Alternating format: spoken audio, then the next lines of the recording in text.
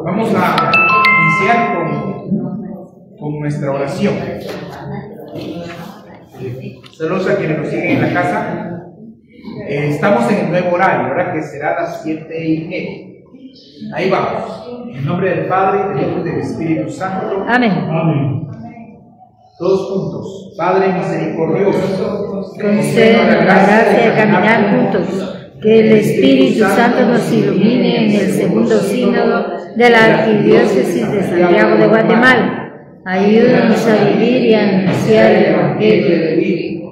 Que la escucha y el diálogo en comunidad nos acerque como iglesia samaritana a la ciudad que hoy vivimos en esta porción del pueblo de Dios. Que Nuestra Señora de la Asunción, dócil a su palabra, interceda para que este sínodo nos lleve a nuestro encuentro en Cristo y con nuestras hermanas padres necesitados. Por Jesucristo nuestro Señor. Amén. caminemos juntos, viviendo y anunciando el Evangelio. Bueno, buenas noches a todos.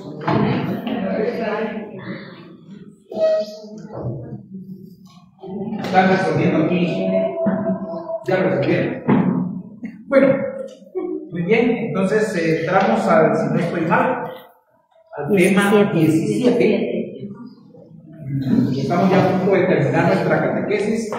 No tenemos prisa.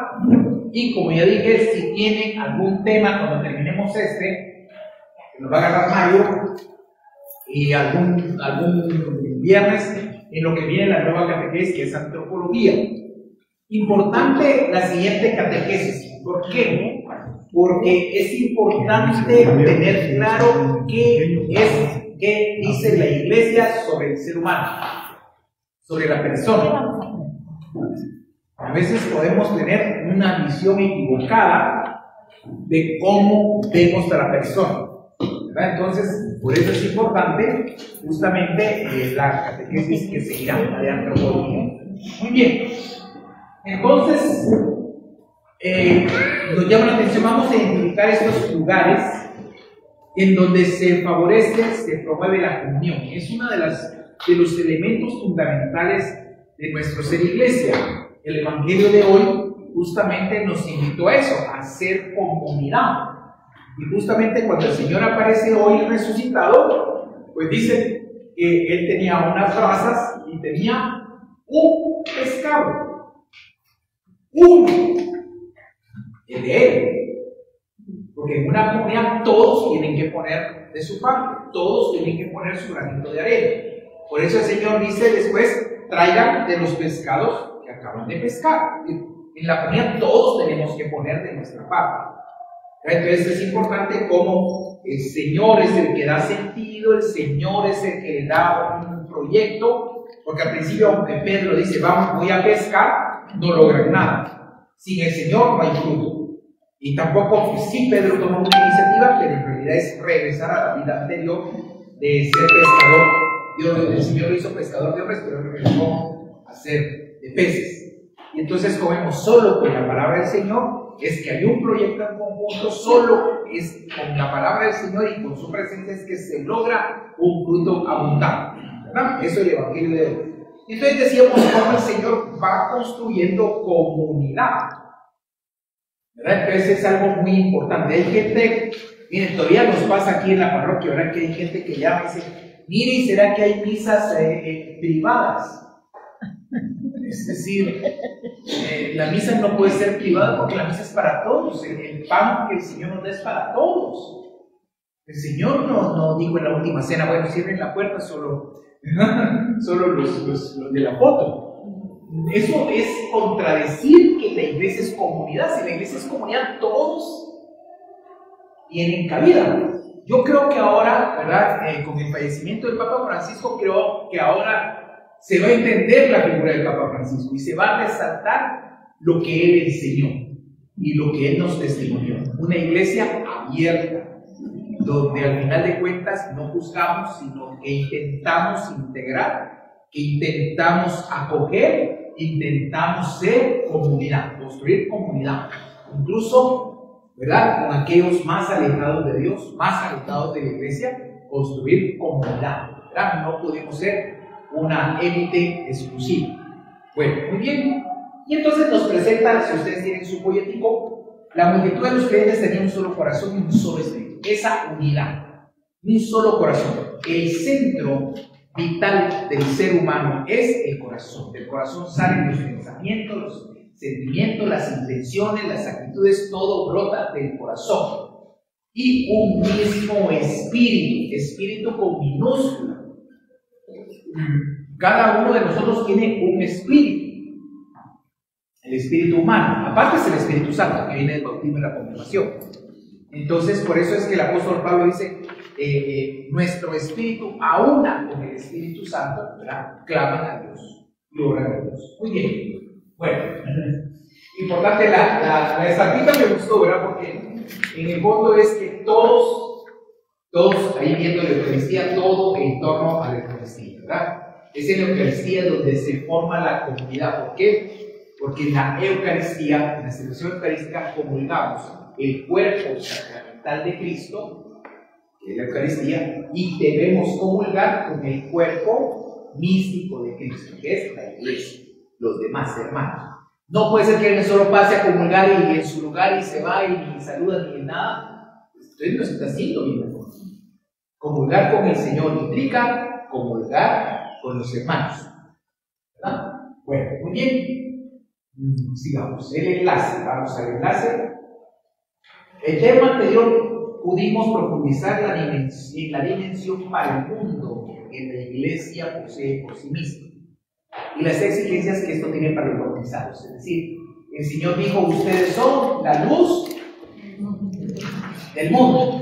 Luz del mundo, no dijo luz de la sacristía, luz del mundo, sal de la tierra, no sal de salero. Un padre decía, ¿verdad? No, recuerdo que un padre ponía un ejemplo muy bonito, decía, la sal no es para estar en el salero, la sal es para condimentar. No tiene sentido la sal en un salero, no tiene sentido una luz que no alumbra. Entonces, el punto es que la Iglesia, sobre todo los laicos, tema que ya vimos, su misión es en el mundo. Esa es la vocación de ustedes, queridos hermanos. El mundo no es nuestra vocación. Nuestra vocación fue entregarnos al servicio de la Iglesia. Sí, también estamos en el mundo de alguna manera, pero no es nuestro campo de protección. Bien, pues vamos a ver los distintos ámbitos en los cuales tenemos la oportunidad de concretizar la comunión. Recordemos que las tres palabras del Sínodo Universal, que es comunión, participación y misión. Entonces, la idea de participación es que todos nos sintamos parte y que todos colaboremos en el sentido de corresponsabilidad bautismal, que establezcamos la comunión. En la comunión, yo creo que lo primero es de nuestra parte. El entrar, el acercarnos a los otros, el romper barreras, estereotipos, prejuicios. Yo creo que la comunión empieza por mí, ¿verdad? Y en la medida en que nosotros nos vamos abriendo a la comunión, pues vamos integrando a los demás. Muy bien. El objetivo: descubrir estas letritas como la de un compañero mío de diversificado, Dios mío, Jesús Santo, ¿verdad?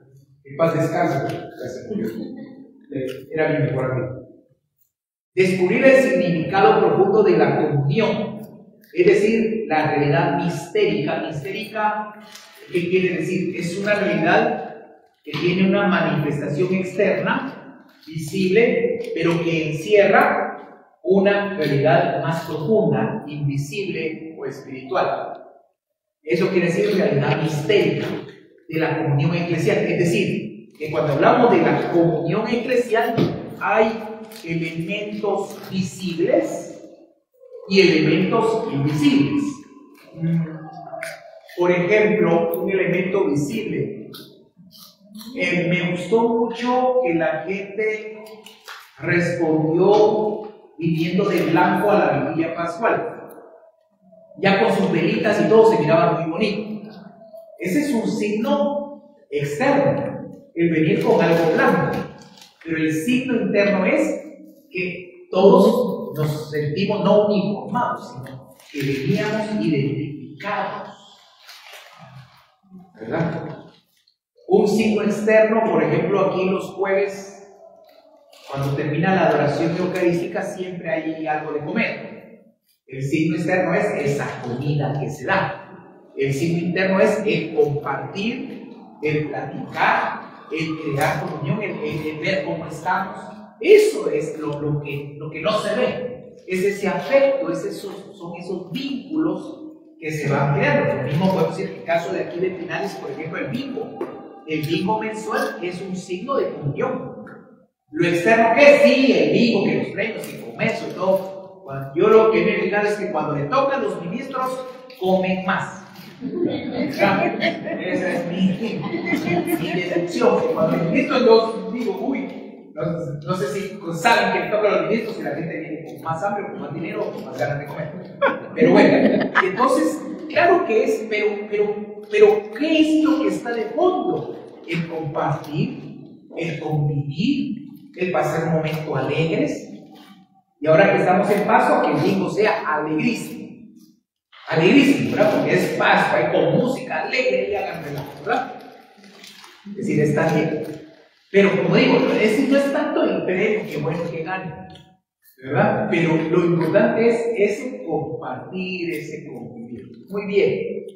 Para que al mismo tiempo cada uno aportemos, porque esto es de cada uno, ¿verdad? Cada uno aportemos desde nuestra condición de bautizados a construir dicha comunión en los distintos ámbitos de la comunidad eclesial. Entonces, la comunión tiene dos dimensiones. Por una parte es un don de Dios. La comunión es un don de Dios. Eso sería lo primero. Es un don que viene de Dios, porque en el fondo es una acción del Espíritu Santo, porque el Espíritu es un espíritu de unidad. Entonces es un don.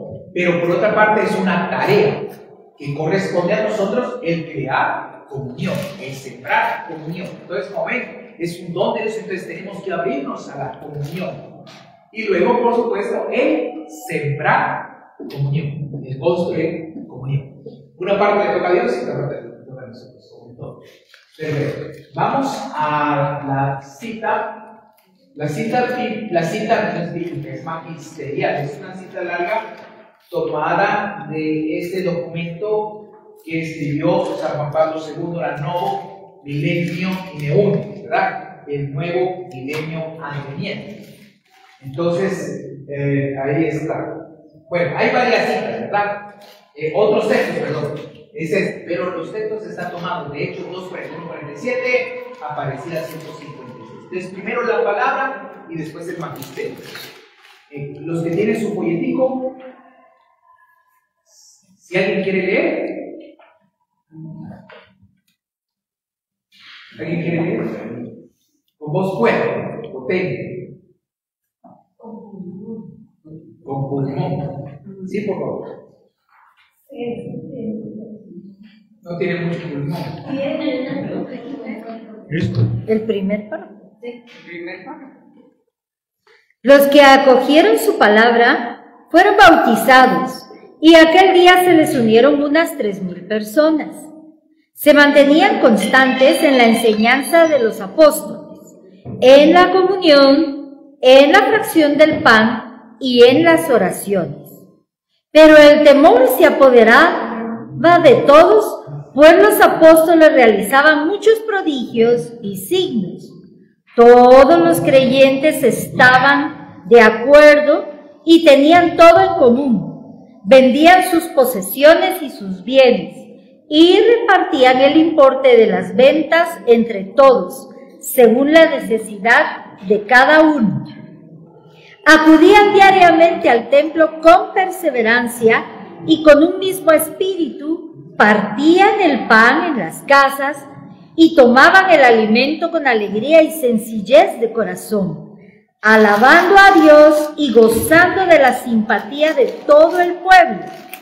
Por lo demás, el Señor agregaba al grupo a los que cada día se iban salvando. Muy bien. Importante este retrato de la primera comunidad cristiana, Hechos de los Apóstoles 2, 41, 47. Bueno, veamos. El núcleo de toda pequeña comunidad. ¿Qué elementos tiene que tener una comunidad? Primero, la enseñanza. Es decir, la formación, esto que nosotros tenemos. O catequesis. Dos, la comunión. Tiene que haber elementos de comunión, de compartir.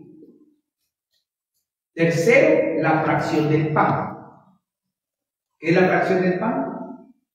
La comunión La Eucaristía. Jesús tomó pan, lo bendijo, lo partió, por eso se le llamaba la fracción panis, la fracción del pan. Y en las oraciones. Entonces, como vemos, ahí están los elementos propios, las dimensiones de la pastoral, la dimensión querigmática, ¿verdad? A través de la evangelización y la catequesis, la dimensión litúrgica por la fracción del pan y las oraciones. Vemos la dimensión de la comunión, la koinonía, dice que la comunión, y la dimensión social está más adelante, cuando dice vendían sus posesiones y repartían el importe entre todos según la necesidad de cada uno. Pero si ustedes ven, vamos al elemento comunional. Dice, ¿verdad? Se mantenían constantes en enseñanza en la comunión, lo menciona la primera vez. Todos los creyentes estaban de acuerdo, ahí hay comunión. Tenían todo en común, ahí otra vez la comunión. Acudían diariamente al templo con perseverancia y con un mismo espíritu, otra vez la comunión, ¿verdad? Entonces, nosotros lo que vemos es y cómo esa comunión tiene elementos. Partían el pan en las casas, es decir, por favor entendamos que al principio no había templos. La fracción del pan se hacía en las casas. Ahí era donde se reunían y ahí se celebraba la Eucaristía. Hoy eso no es permitido, ¿verdad? Ningún sacramento está permitido en las casas, salvo la opción de enfermos, ¿verdad? Y por supuesto, pues ahí cuando uno confiesa, ¿verdad? Por supuesto que eso se sobreentiende, pero de ahí hay que entender que no está permitido hacer bautizos, ¿verdad? O misas en las casas, porque, atención, cuidado con esto, si hay algo así, normalmente es un falso sacerdote el que realiza esos sacramentos, si es que son válidos, ¿verdad? Bueno, muy bien, y me gusta esto, ¿verdad? Miren, tomaban el alimento con alegría. Es que ¿qué alegre es comer? Hoy el Señor prepara las brasas, prepara el pescado, prepara el pan, porque es un elemento, ahí el Señor construye comunión con ellos. Y para nosotros, chapines, que nos encanta comer, porque no hay reunión en la que no haya por lo menos champurrada y café. Es que tiene que haber por lo menos champurrada y café. Si no, es que la reunión, a la gente todo se le olvida, menos comer. Entonces tenemos que, pero es ayuda, porque algunos no, ¿verdad? Nosotros, benditos sea Dios, a mí, si algo me gusta aquí es que en las reuniones de los consejos no faltan comer. En todo siempre hay comer. Bendito sea Dios que tenemos para comer y para compartir. Con sencillez de corazón. Sencillez de corazón. No se trata de grandes cosas. Como le decía yo a una coordinadora de uno de los templos, miren, no se trata de grandes cosas. Que sea algo sencillito, pero que todos coman. Que todos coman. ¿Verdad? Eso es lo importante, que pasemos a Dios. ¿Verdad? Con sencillez de corazón, alabando a Dios. Alabando a Dios, bendiciendo a Dios por todo.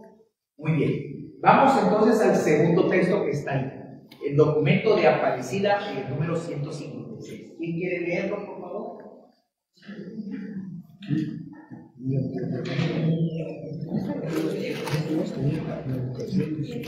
Venga para acá, que si no hay está allá atrás, no se oye.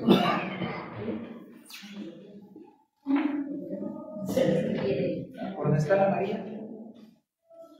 La vocación al discipulado misionero es convocación a la comunión en su iglesia, No hay discipulado sin comunión. Ante la tentación muy presente en la cultura actual de ser cristianos sin iglesia y las nuevas búsquedas espirituales individualistas, afirmamos que la fe en Jesucristo nos llegó a través de la comunidad eclesial y ella nos da una familia, la familia universal de Dios en la Iglesia Católica. La fe nos libera del aislamiento del yo, porque nos lleva a la comunión. Esto significa que una dimensión constitutiva del acontecimiento cristiano es la pertenencia a una comunidad concreta, en la que podamos vivir una experiencia permanente de discipulado y de comunión con los sucesores de los apóstoles y con el Papa. Muy bien, es importante, ¿verdad? Porque dice, la vocación es una convocación, ¿verdad? Es decir, una vocación común. El con implica eso, ¿verdad? Una convocación, ¿verdad? Una corresponsabilidad, es una responsabilidad común, corresponsabilidad. Entonces, importante, ¿verdad? No puede haber discipulado sin comunión. Es decir, yo no puedo decir, yo recuerdo antes, bueno, yo nací después del Vaticano II, pero todavía recuerdo que ciertas visiones individualistas, ¿verdad? Como dice, con que yo me salve ya estuvo. Ahí ven ustedes cómo les va. Entonces, pero eso no es ser iglesia. Y por eso recuerdo que en mi parroquia nos enseñaban, decían, aquí o nos salvamos todos o no, ¿verdad? Es decir, nos salvamos en racimo, todos juntos, ¿verdad? Por eso todos juntos debemos apoyarnos en el camino de la salvación, a través de la oración sobre todo, a través de la comprensión, de la animación. Es decir, importante es esto. Hay una tentación muy presente, me gusta esto que dice Aparecida, en la cultura actual. Es aquello de ser cristiano sin iglesia. No, yo con Dios, yo no voy a misa, yo no participo en nada, pero sí rezo mucho. Yo sí rezo, hago mis oraciones, yo con Dios estoy bien, yo todos los días hago mi oración, yo rezo el Padre Nuestro, pero no quieren ser comunidad. Lo importante es ser comunidad, porque incluso una persona que no puede venir, de eso una persona enferma, pero si es enfermo dice, yo ofrezco mis sufrimientos por las vocaciones. Entonces está haciendo comunidad. Yo ofrezco mi enfermedad por las misiones, está haciendo comunidad. Porque aunque no puede salir de su casa, está uniéndose espiritualmente a la iglesia. Porque está pensando en las vocaciones, está pensando en los matrimonios, está pensando en los jóvenes. Entonces hay una actitud comunitaria. Distinto es el que yo no quiero saber nada de la iglesia y yo con Dios me entiendo. Allí, y mucha gente vive esa actitud de ser reacia, ¿verdad? Eso es uno. Nuevas búsquedas espirituales individualistas. En el mundo de hoy hay toda una oferta, un mercado religioso. Desde aquellos que se dicen católicos, pues dicen, mire, yo soy católico, pero yo no mucho creo en la Eucaristía.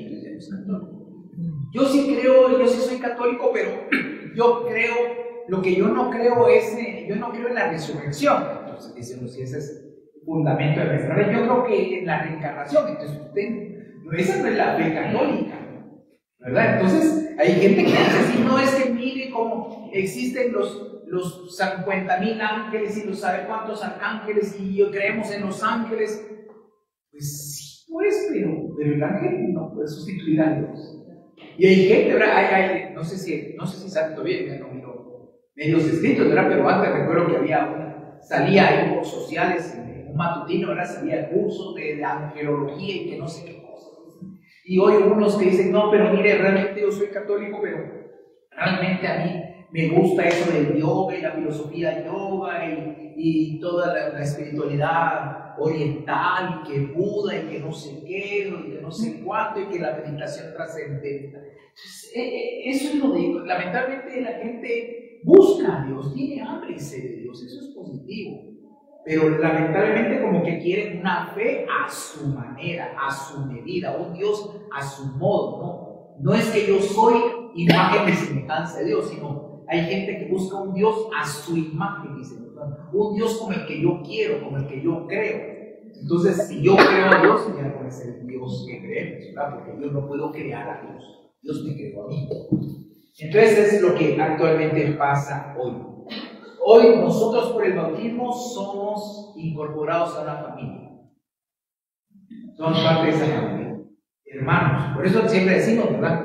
En el saludo decimos, ¿verdad? Hermanos. Hermanos. Somos hermanos. Somos hijos todos de Dios. Por eso todos decimos Padre nuestro.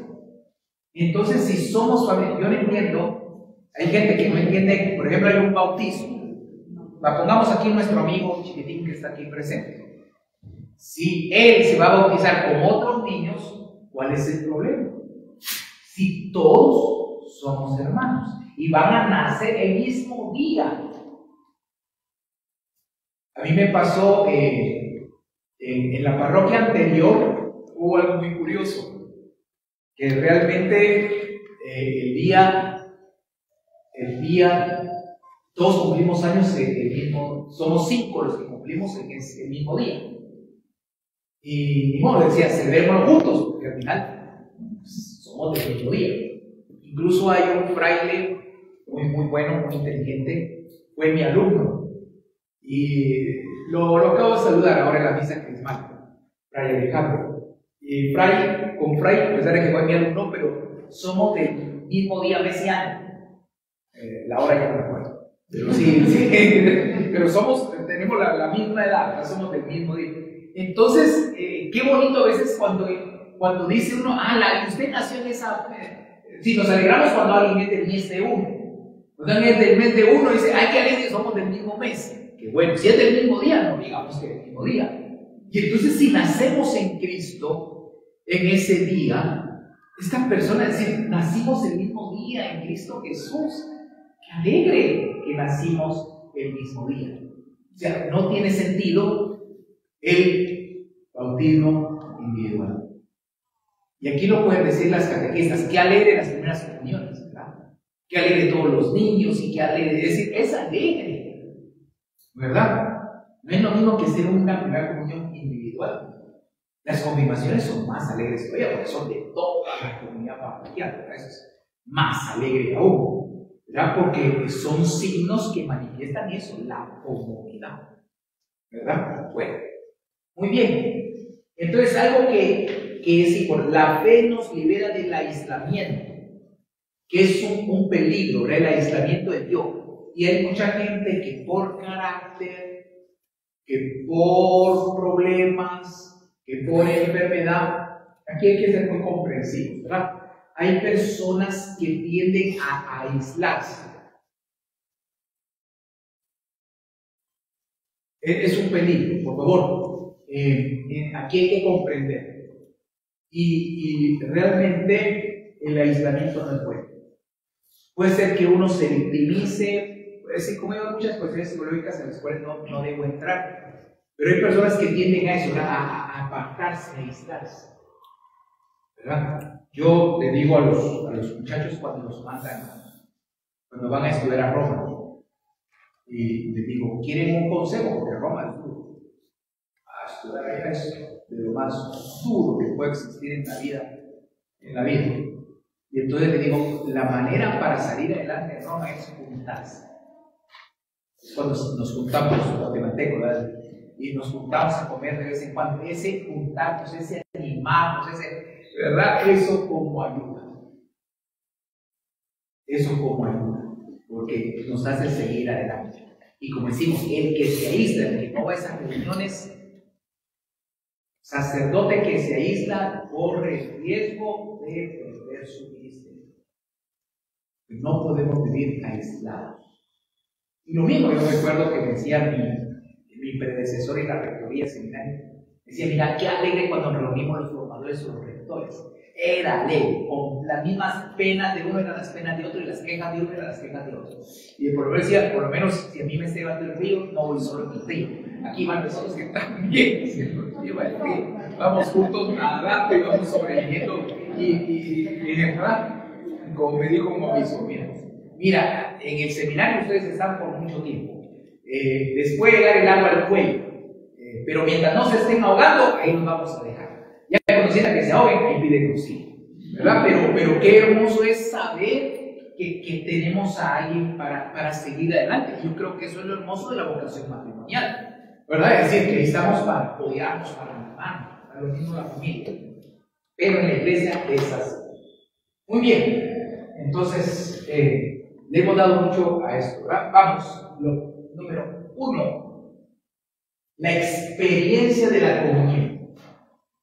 Dice el documento de Aparecida número 164, la vida en comunidad es esencial a la vocación cristiana, porque nuestra vocación cristiana es ser parte también de la iglesia.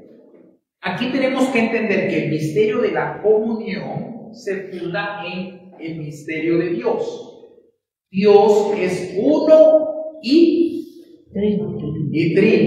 Muy bien. Dios es Padre, Hijo y Espíritu Santo.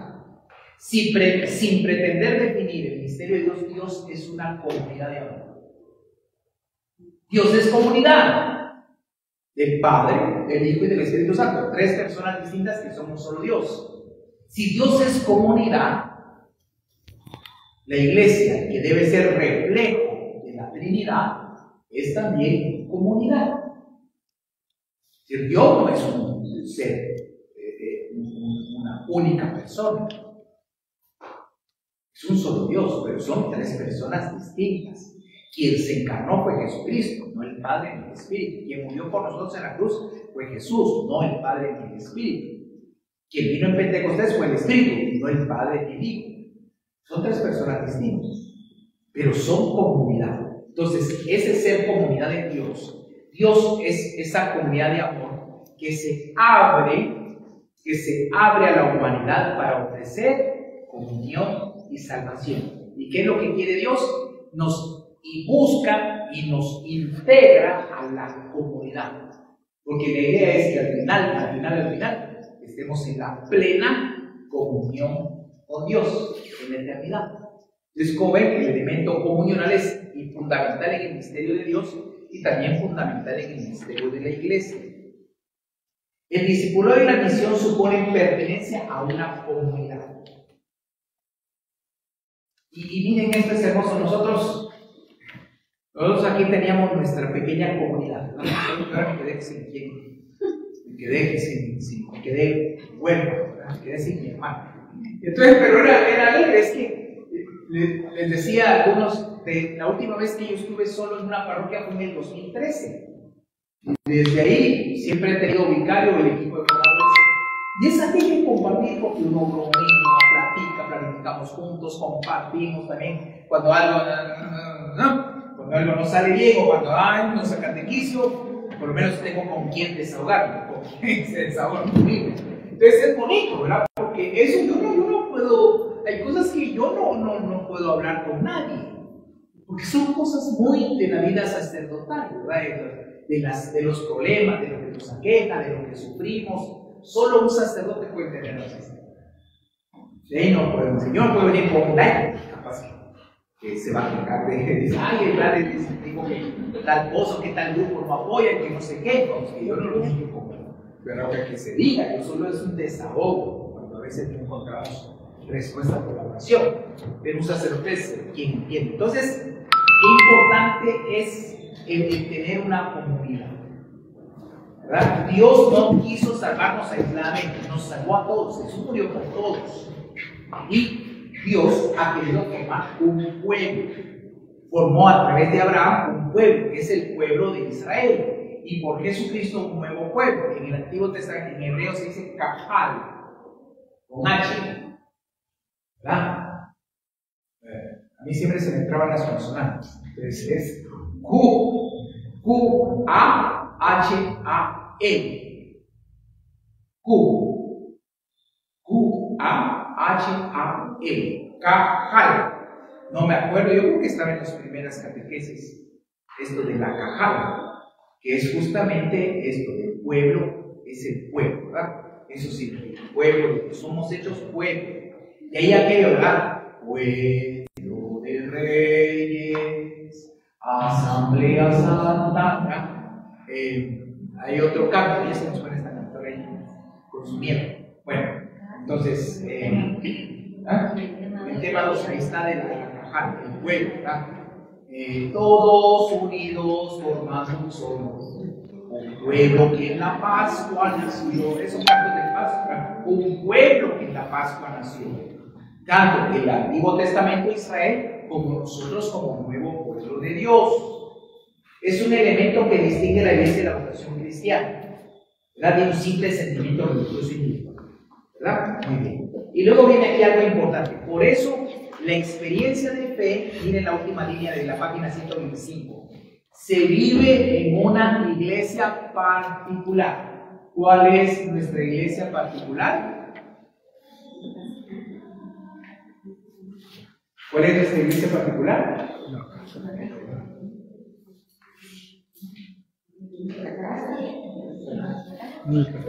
Esa es la iglesia doméstica. La iglesia particular es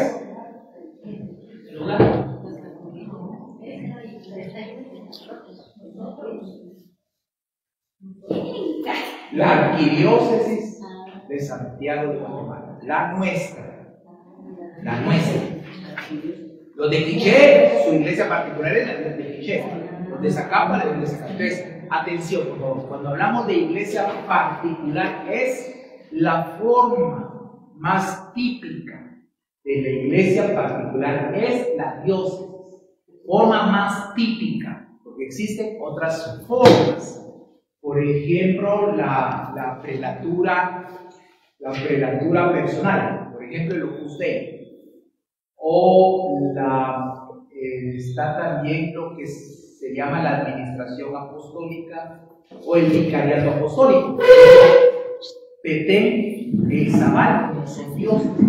Petén e Izabal son vicariatos apostólicos, pero se parecen a dioses, pero no tienen todavía los elementos para ser dioses, ¿verdad? De la prelatura territorial, la prelatura personal, aquí no existe esa figura. En Guatemala no existe, pero en El Salvador sí. El ordinariato militar, ¿verdad? Que es lo que el obispo encargado se llama obispo castrense. Es el obispo designado para atender a todos los elementos del ejército en el país, ¿verdad? Entonces él tiene jurisdicción en todos los cuarteles y todos los campamentos militares. En Guatemala no existe, solo existe una capilla, una parroquia para atender, ¿verdad? Entonces, eso es lo que se llama iglesia particular. En algunos textos teológicos, sobre todo a nivel pastoral, dicen iglesia local.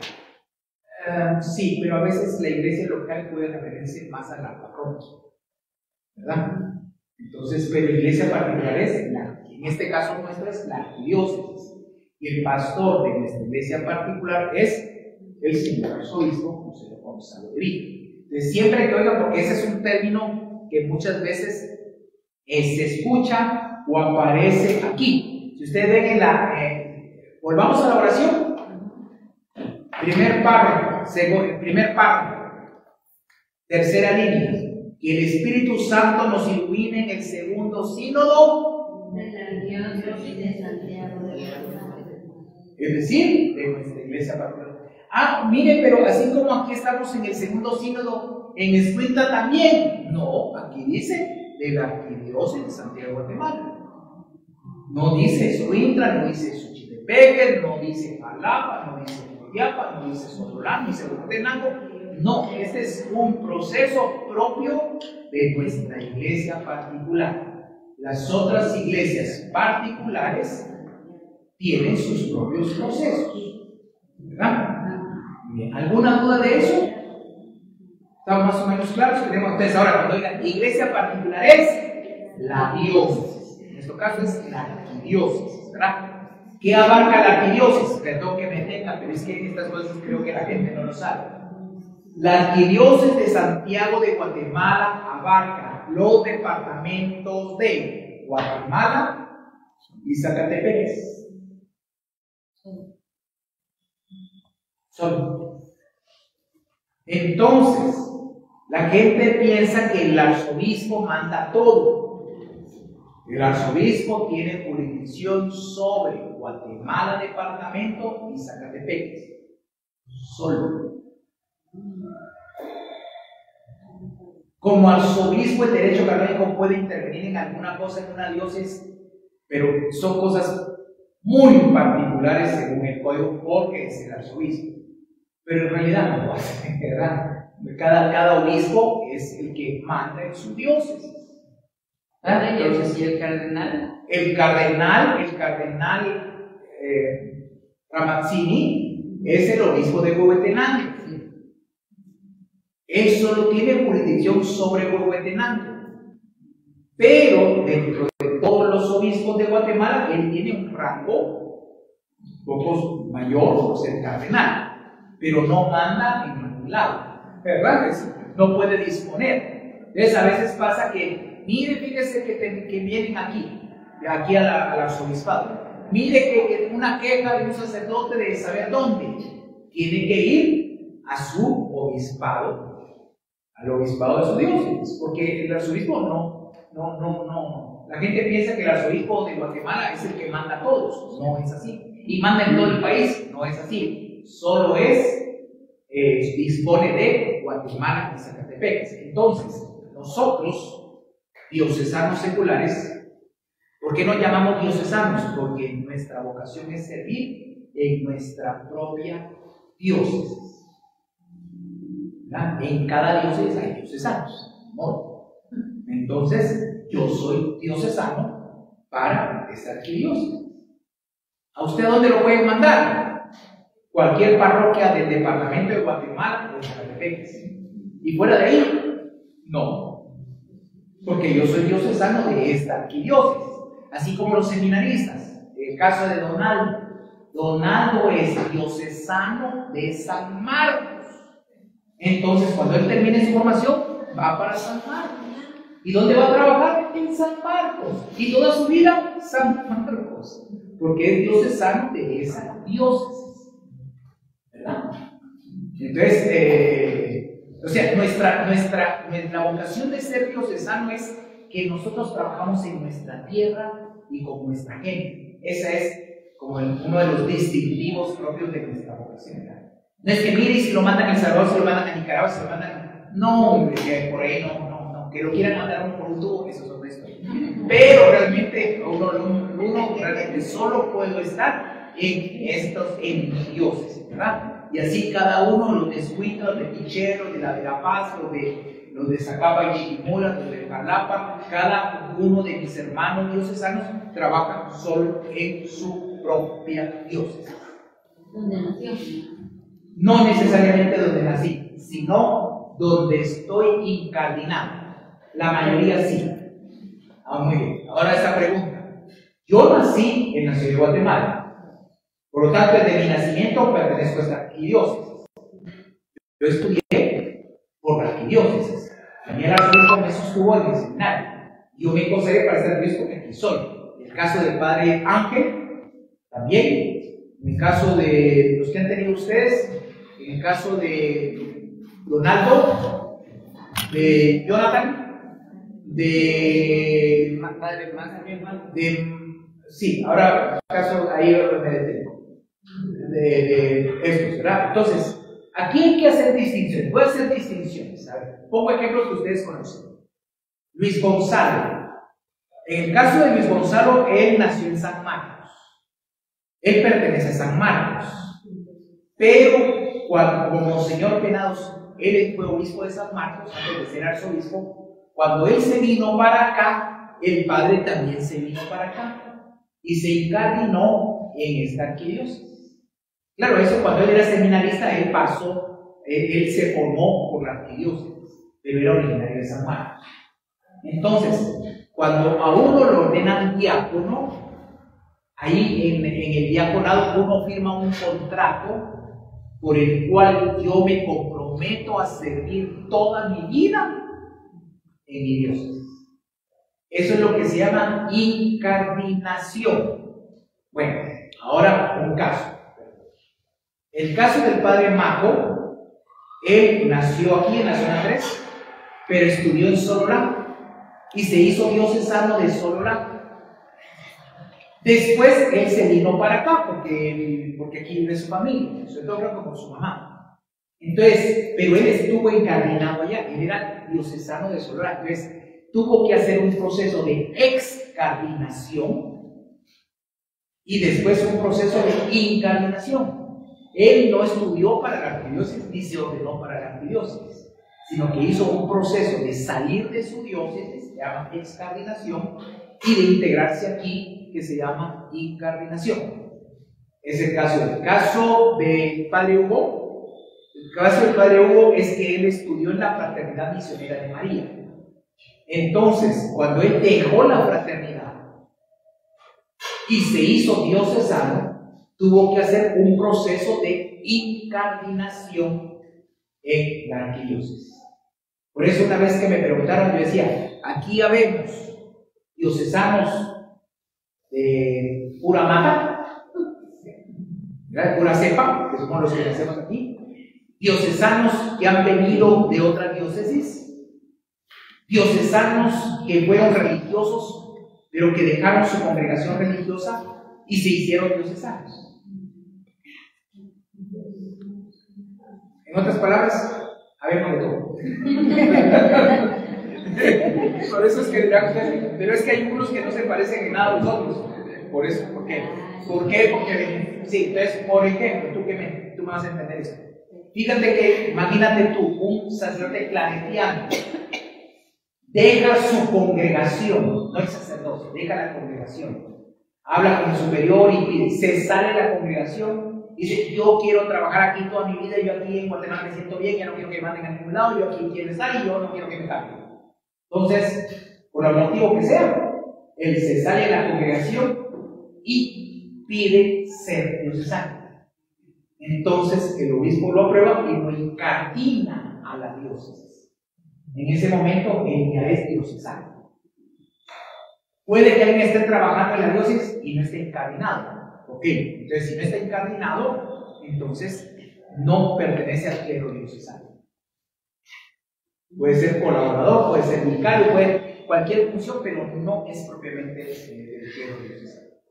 Sí, pero pregunta ya. Por ejemplo, los sacerdotes que vienen de otros países, como por ejemplo Italia, españoles, que hay aquí en algunas iglesias, en lo que es todo Guatemala, ellos de la gente tienen.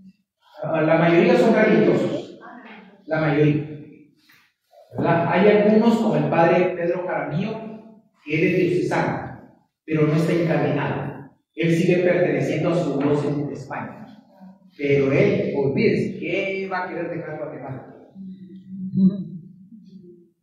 ¿Verdad? ¿Por qué? Porque el problema es lo que pasó con unos sacerdotes que yo tenía conocidos de San Caetano, que dejaron la congregación para quedarse aquí, porque el punto es qué van a hacer en Italia, qué van a hacer en España. Ya su familia ya no tienen hermanos, o los sobrinos ni se hacen cargo, y tantos años están fuera. Aquí hay gente que los quiere, hay gente que los conoce, hay gente que los cuida. Hay alguna familia que dice, mire padre, venga hacia mi casa, se está viejito, aquí lo cuidamos. Y aquí tienen todo el cariño, y porque los guatemaltecos somos así, los latinoamericanos somos más querendores, los europeos son más fríos. Dicen, ¿para qué voy a ir allá, donde allá la gente ni va a misa ni nada? Ya lo único que puedo hacer es morir. Entonces la gente no. Por eso es que hay muchos que ya cuando son mayores dicen, no quiero regresar a mi país. Hay otros que sí, por obediencia regresan, pero muchos extranjeros, ellos les encanta Guatemala. A pesar de nuestras pobrezas y miserias, les encanta. Sí, claro, pero los religiosos son los que pertenecen a una congregación, que realizan votos, ¿verdad? Dominicos, salesianos, paulinos, claretianos, mercedarios, paulinos, todos son religiosos. Y nosotros, diocesanos. ¿Quiénes somos diocesanos? los llamados, los que nos llamamos propiamente diocesanos seculares, somos los diocesanos.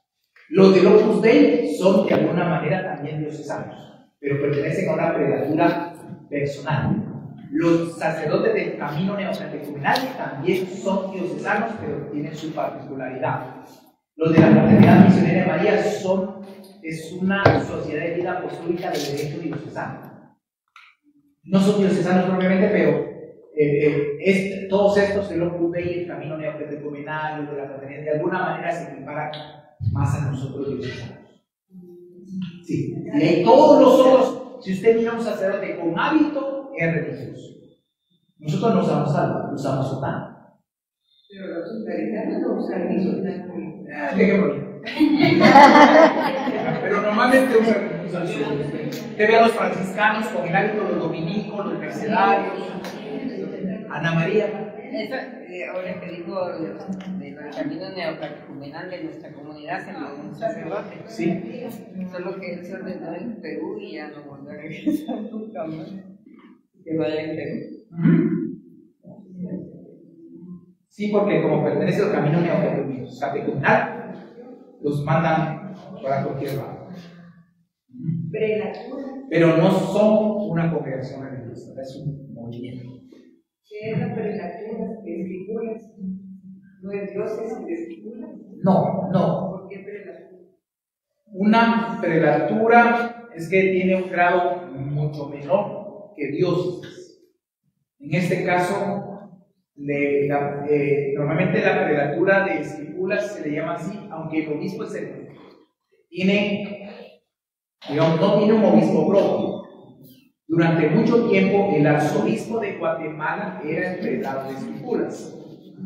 Así fue durante el monseñor Rosé, porque era de Esquipulas, el cardenal Casariego, ¿verdad? Y después lo que se hizo es que se dio la conveniencia de que mejor convenía por cuestión territorial que el obispo de Zacapa, que es Zacapa Chiquimula, que el obispo de Zacapa fuera el prelado de Esquipulas.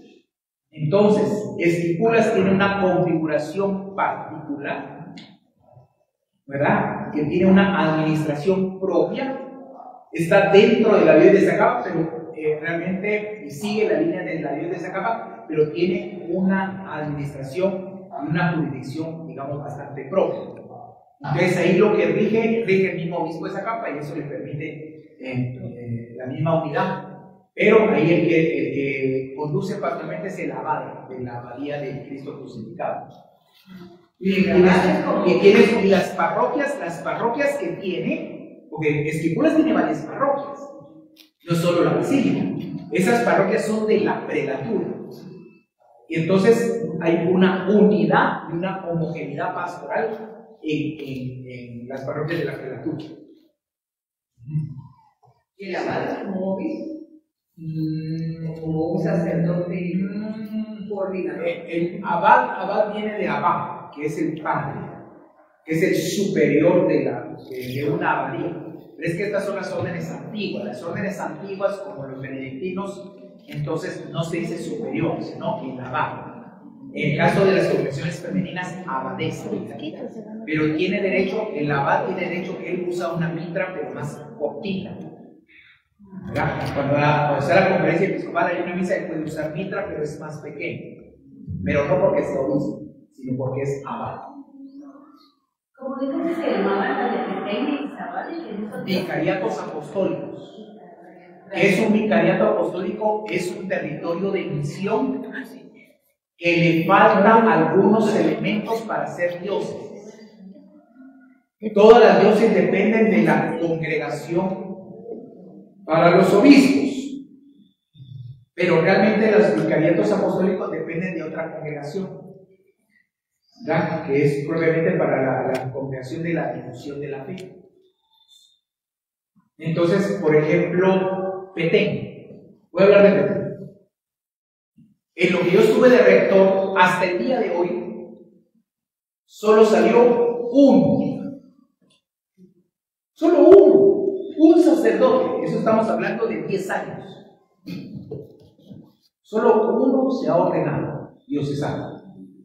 La mayoría son religiosos no tiene cómo sostenerse económicamente, no tiene, como digo, no tiene vocaciones, no tiene. Entonces, así, ¿no?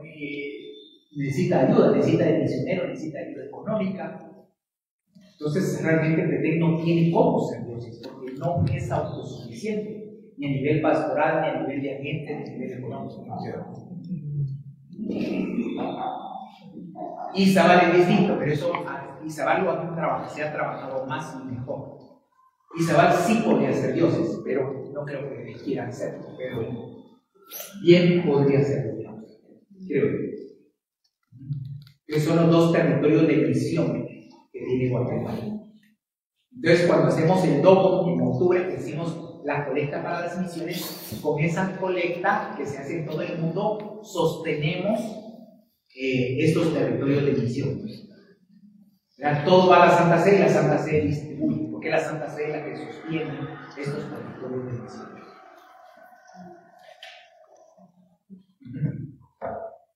Bueno, ya estamos en hora. 2 minutos. Muy bien. Bueno, entonces solo recordar, mañana recuerdo que la misa en Linares a las 5 de la tarde, misa dominical, y en Panorama a las 6:30. Realmente, miren, como pasó el sábado pasado, hoy también, ¿verdad? Tuve que llamar aquí a 2 testigos, no solo de la resurrección, sino que tuve que llamar para ver si lograba venir a tiempo, porque era un tránsito terrible en el Boulevard Sur. Pero es horrible, es terrible, venir para acá es terrible. Entonces, por eso es que la misa aquí se puso antes, porque así cuando salga de allá ya no tengo prisa en venir, salvo cuando haya entonces. Pero bueno, pero ya estamos, gracias a Dios. Bien, ayer les cuento una bonita experiencia. Empezamos el nuevo horario en Díaz Club a las 8 de la noche, tuvimos la misa. Llegaron 70 personas. Para ser el primer jueves, primer día que teníamos esta experiencia, llegó un buen grupo de personas. ¿Verdad? Todavía estamos, si va a ser a las 7:30 o a las 8, se van a poner. Pero bendito sea Dios, allá funcionan mejor las cosas de noche. Bueno, muy bien, nos encomendamos a nuestra Madre, la Virgen María. Bueno, en el nombre del Padre, y del Hijo y del Espíritu Santo. Amén. Amén. Dios te salve María, llena eres de gracia, el Señor es contigo. Bendita eres entre todas las mujeres, y bendito es el fruto del vientre de Jesús. Santa María, Madre de Dios, ruega por nosotros pecadores, ahora y en la hora de nuestra muerte. Amén. Y la bendición de Dios Todopoderoso, Padre, Hijo y Espíritu Santo, descienda sobre ustedes y les acompañe siempre. Amén. Amén. Un saludo a quienes nos siguen en las redes sociales. Amén.